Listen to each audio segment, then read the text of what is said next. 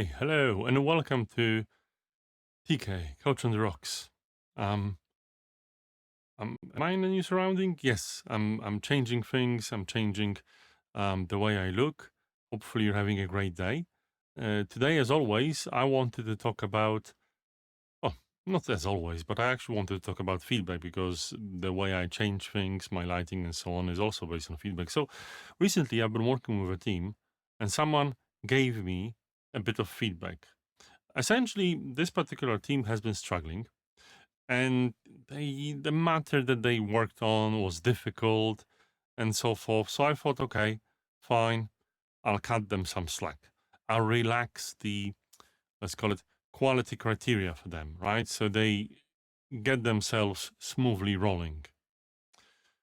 And I thought that it was a good idea because, it's just important to be motivated. But then I received some feedback from one of my wonderful colleagues saying, TK, well, I'm looking at their outcomes and output, and it seems like, why is it so low? Are you cutting them some slack? And I said, yes, because I want to encourage them. And they said something interesting to me. They said, well, TK, this is not the right way of doing it, because obviously what will happen is they will have diminished standards. And it's just so important to start correctly.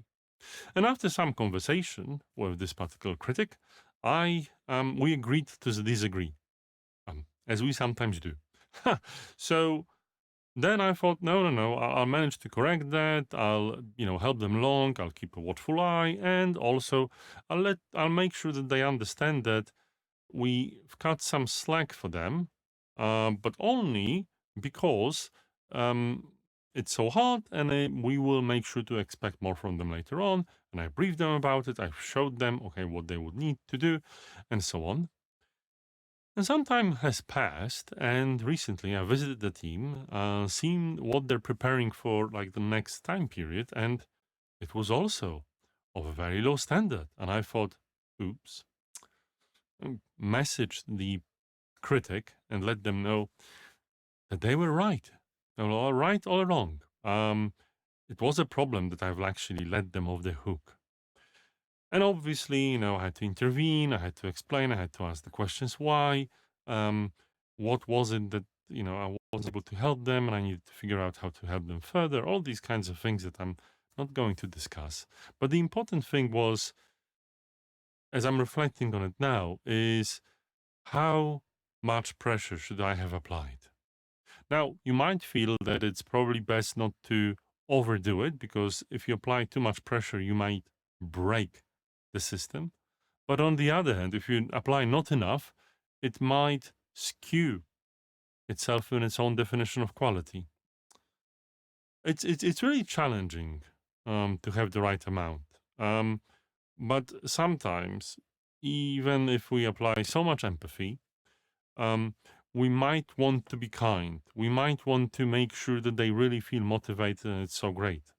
But sometimes, and I don't want to say we need to apply tough love, but we need to be empathetic for them in the longer run, saying that, well, all the sweat and tears we're putting in now are going to prevent any blood from spilling on the battlefield. Well, at least our blood, not the problems we're trying to solve.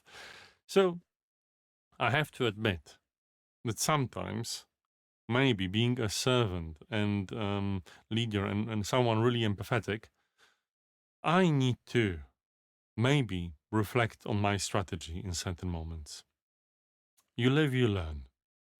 Hopefully, I'm also learning some proper lighting, good audio. So let me know what you think about how do you apply the right amount of pressure to help teams and individuals grow in an empathetic and coaching way. With that, all the best. I'll do my best to see you tomorrow. Have a great day. Bye-bye.